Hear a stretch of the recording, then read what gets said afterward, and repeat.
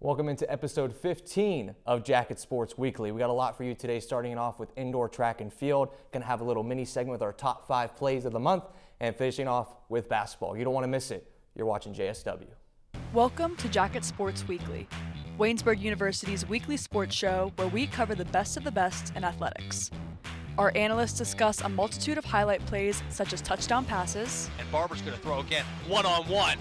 Does he got it in him? That's a catch! Tyler Richmond with flags thrown everywhere makes the catch! Touchdown Waynesburg! And ones. This was low, Waynesburg's gonna get it! Suggs is gonna pull away here, go for the layup, and it's gonna fall in and one! PJ Suggs! And home runs. Higgins drives one to left field. The left fielder running back, and that ball is out of here. Grace Higgins. Join us every Wednesday to see what's new in Waynesburg University athletics.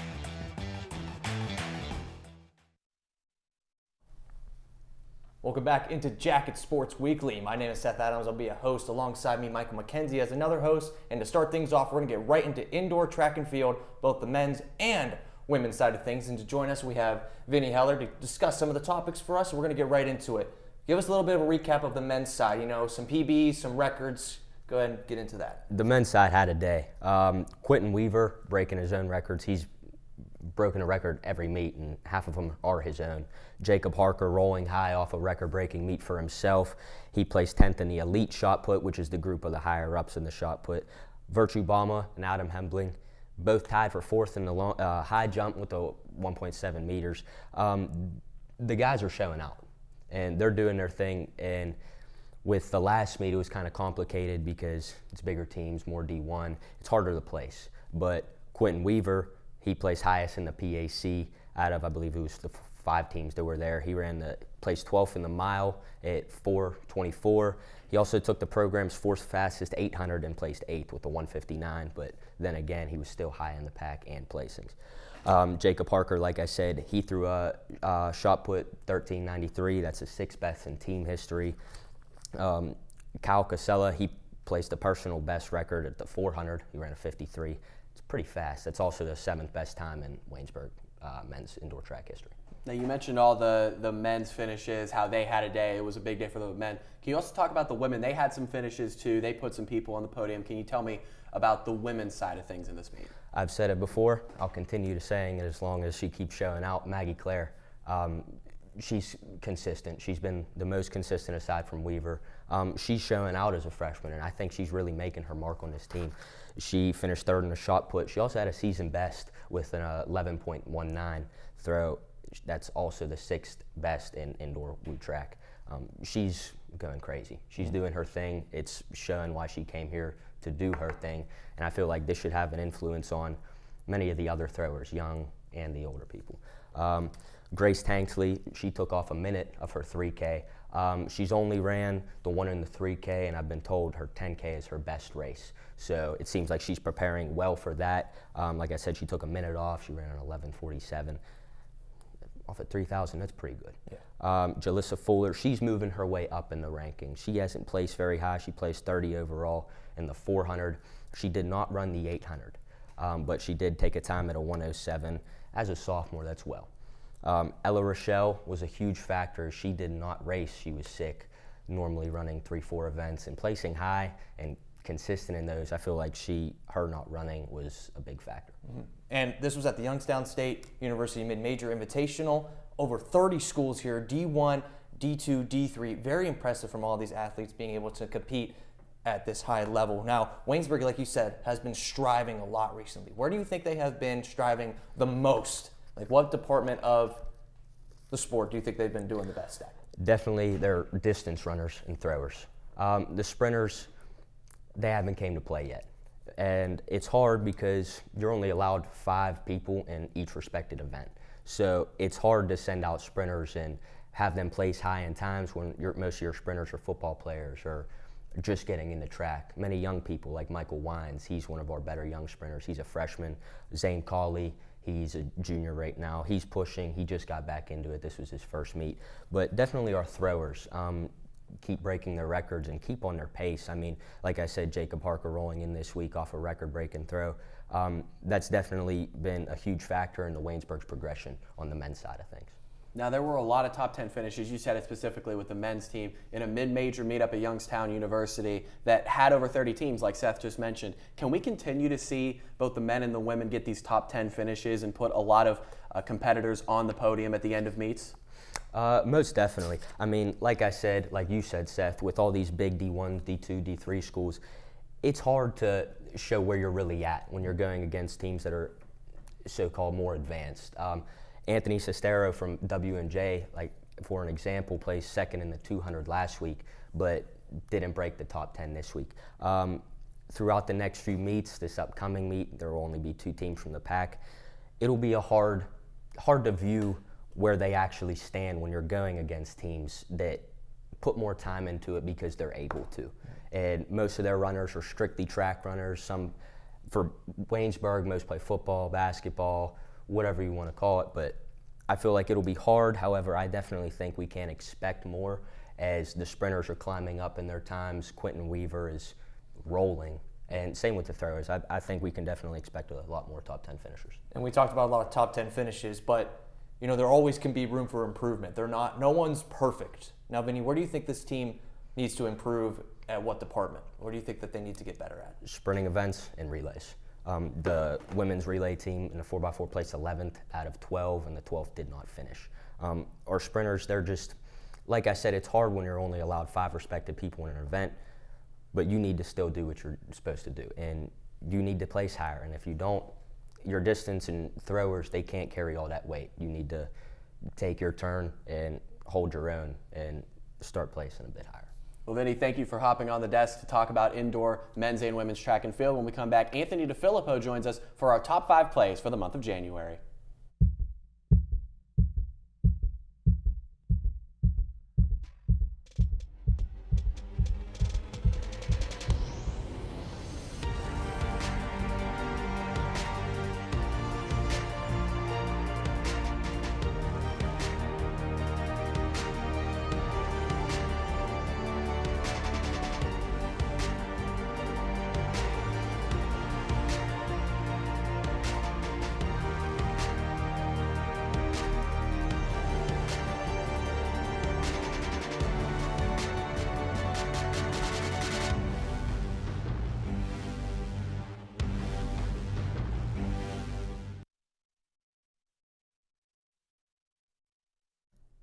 Welcome back to Jacket Sports Weekly. I'm Anthony DeFilippo, and today we're getting into the top 5 plays in the month of January. At number 5, the women's basketball team. Clara Paige Miller off the inbound from Callista Friday gets through the contact and one. Miller would go on to make the foul shot and lead the women's team to a 70-61 win. At number 4, Jalen Davis with the dunk on a great feed from PJ Suggs and hangs on the rim to boot. Waynesburg would go on to fall to the Golden Tornadoes 64-63. At number 3, to the mat for the first time, Jesse Orban with the takedown against Teal wrestler Logan Groover and the pin to boot, keeping his undefeated 15-0 season alive. Waynesburg would go on to lose to Teal 32-24. At number 2, PJ Suggs, the star of the show again. Dion Pinkett thinking he has an easy layup down the other way for Chatham, and PJ Suggs gets the block. Waynesburg would go on to fall to Chatham 82-74. At number 1, the women's wrestling team, Farron DeWitt with the takedown and pin against Buffalo State's Renata Tumosabure. Look at that force against the mat. In the first women's wrestling match in Waynesburg history. Waynesburg fell in their match 30-10. That's all we have for this month's top 5 plays. I'm Anthony DeFilippo. Now let's send it over to Joe Chirillo to talk some women's basketball.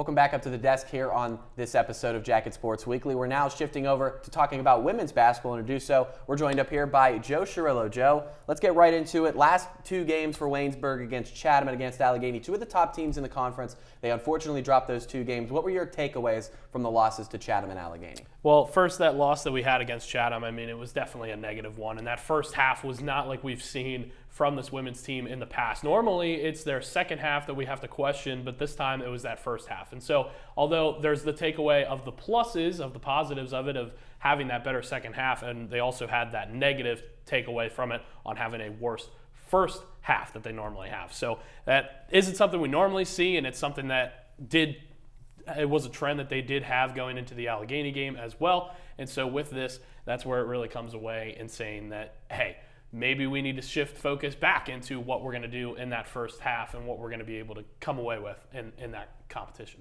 And you mentioned that these are tough opponents, right? You're going against Allegheny, top of the conference, Chatham, top of the conference. But it seems like they have a trend going on. First half in the Chatham game, they only scored 20 points. They were down 33-20. First quarter of the Allegheny game, they're down 24-10. They're having these very sluggish, slow starts. And the theme last year was the third quarter was the quarter that kind of got to them. This year, it's kind of like that beginning of the game. What do they do to kind of get out of this slump that they've been in the first half? I think the biggest thing is that there is a lot of star power that's on these teams, and that Coach Jones really wants to see a lot of these players get a lot of time, which understandably so. But sometimes in these matchups where it's the top of the conference, as said before, you need to have a solidified amount of players that are going to be on the court and continue to make plays, whether they're doing great or not. Some are hot, some are cold, and it's okay to sub in and out every now and then. But another thing is that when you're a starting player going in the mindset of going, oh, I'm probably going to get subbed out later anyways, it's not a great mindset to have, especially in those starting of the games. So maybe that's something that they approach differently in these upcoming games that they have. But in their next 5 matchups and their last 5 matchups that they're going to have, 3 of them are wins that they had earlier in the season. So maybe they keep it around the same just to get those wins that they might need for later in the season. Now, right now, I want to talk about that Allegheny game in particular. Seth mentioned it was 24-10 after the first quarter. They ended up only losing that game by 9 points. Outscored Allegheny by 5 the remainder of the game.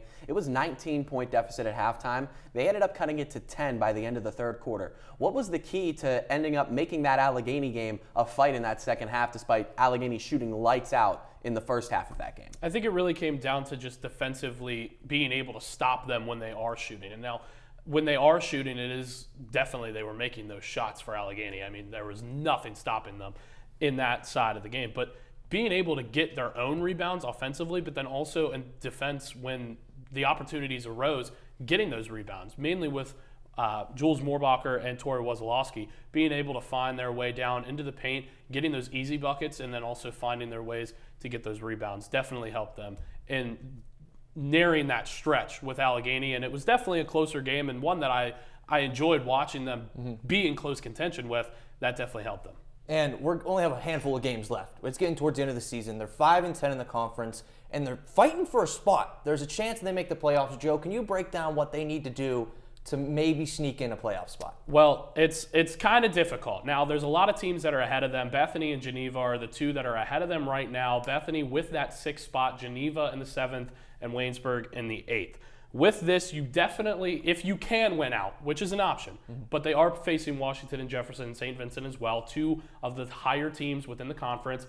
Most likely, in my opinion, you're taking those as losses. But you have 3 other games that you could win, and I think are definitely winnable games. You have Teal, Westminster, and Franciscan. All wins that you had earlier in the season. Continue on, get those wins, you'll definitely be fine. But I don't think playoffs is something that we should look at right now. Playoffs maybe next season, I think is definitely a goal to have. But this goal, I think right now being at 10-10 overall, I think getting just 3 more wins, being 13-12 on the season, having a winning record, I think that should be the number 1 goal to be able to boost some more confidence going into next season. Now you talk about what the team's goal could be with those 3 winnable games the remainder of the season, and there is that outside shot at a playoff spot, but with that really seeming like a long shot right now, what do you think the expectations are this team moving forward? What are you looking for them to do, maybe outside of just wins and losses in terms of performance on the court, starting faster, closing out game? What do you want to see moving forward from this team? My mindset is definitely on pacing. I've talked about it countless times before here on Jacket Sports Weekly and then also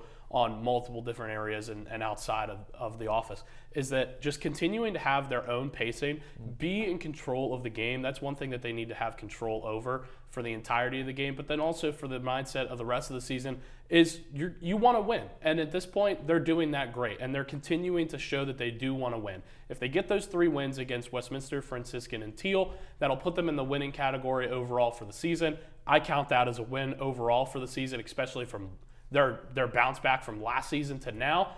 This season has been a 10 out of 10 compared to the last season. And we got Westminster next week, right? They had a week off, so they don't play this Wednesday. They have Saturday. What do you think they should do for that week to kind of prepare themselves for getting ready for this game against Westminster, which they beat earlier in the season? What can they do to get ready for that? Prepare to win. You need to make a statement of a win here, especially against Westminster, where you can get into that mindset right away. If you get that win against Westminster, you could definitely get a win against St. Vincent or Washington and Jefferson. I'm not counting them out of it yet, but it is something that they could look towards. But the other thing also with it is that you do have a week. You do have a break that you could take. So take that time, maybe relax a little bit, but then after that, you could take some time and relax a little bit.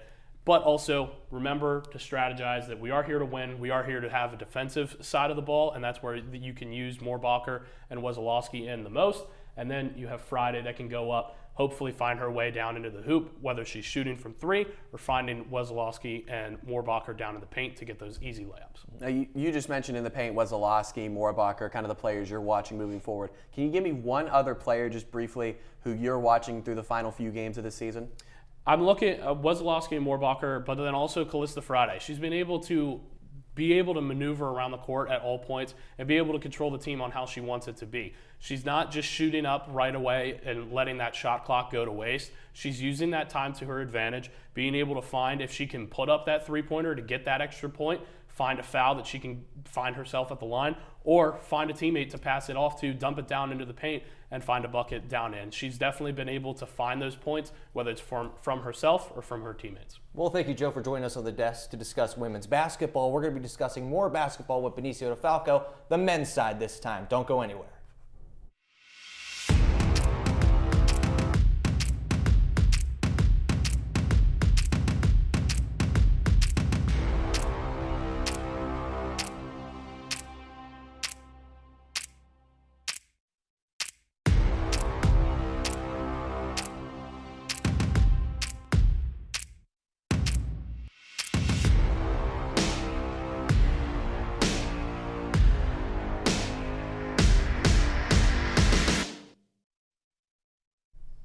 Welcome back into JSW. I'm still Seth Adams, here alongside me Mike McKenzie, and now Benicio DeFalco to discuss the men's hoops. Some of the stuff been going on recently, not too great. Benny, let's get right into it. Allegheny and Chatham, they're both up at the half.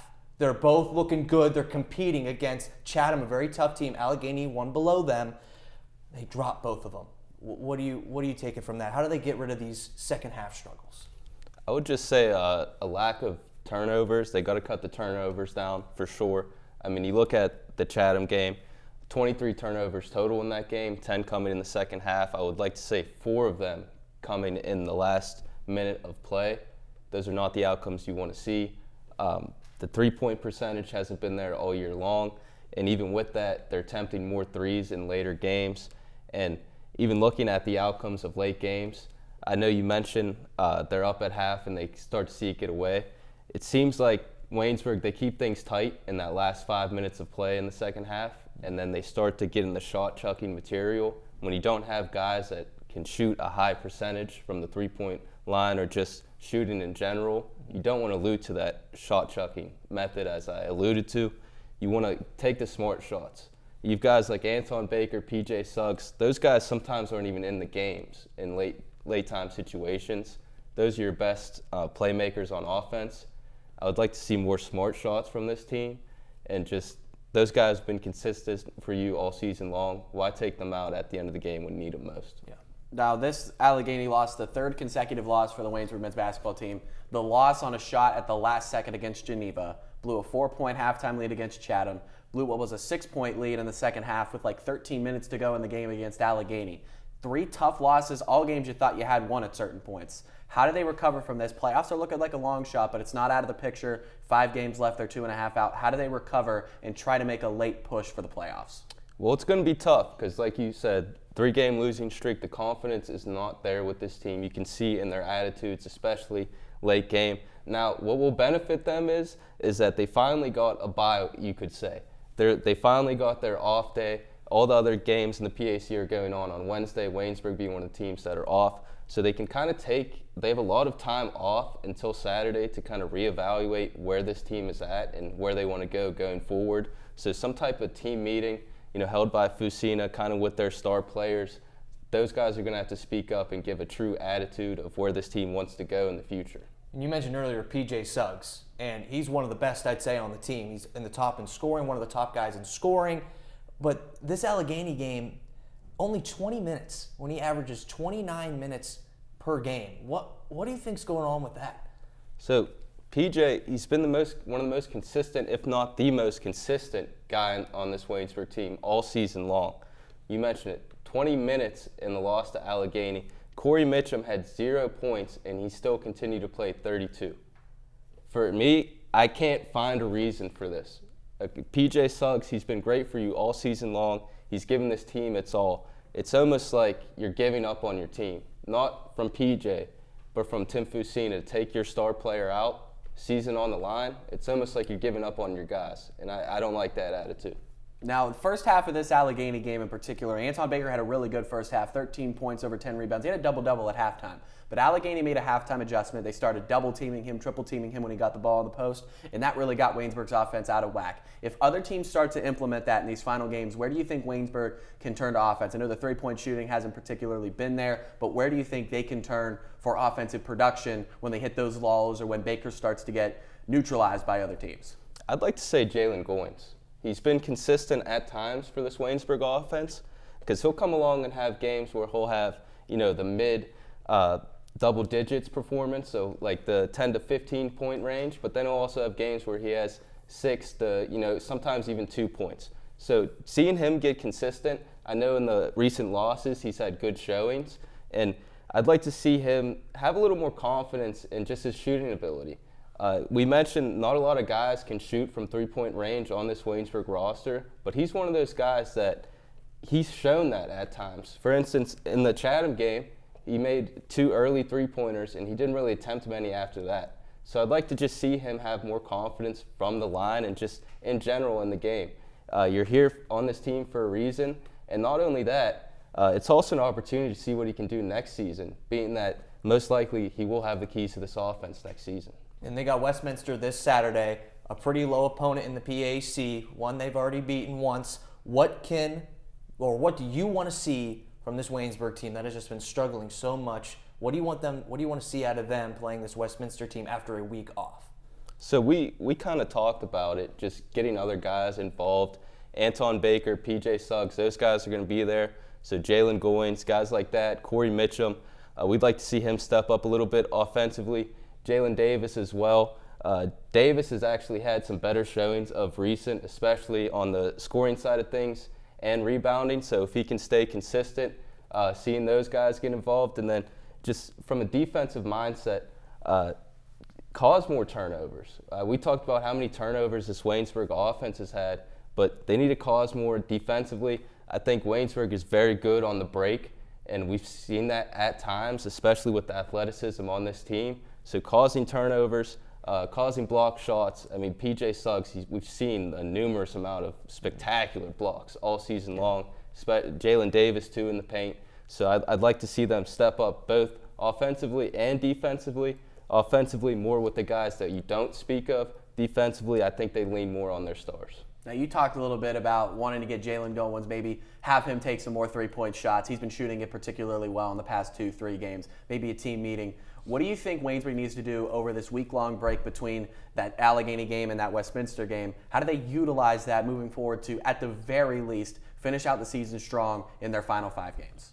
Like I said earlier, I think Fusina needs to talk to these guys and be like, where do we think we should be standing right now? I mean, I know these guys aren't satisfied. You can't be satisfied. Anton Baker came back for a 5th year. And not only to score his 1,000th point, but to make another playoff push. I mean, this team a season ago was the 4th seed in the PAC playoffs.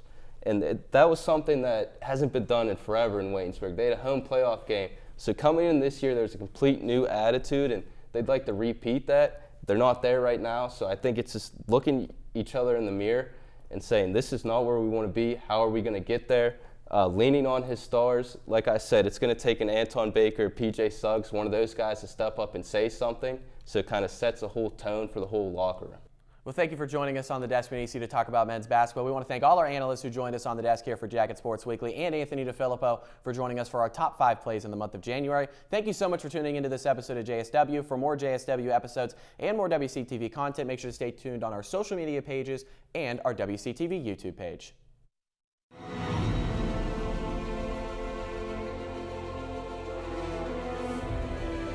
This has been a production of Waynesburg Community Television.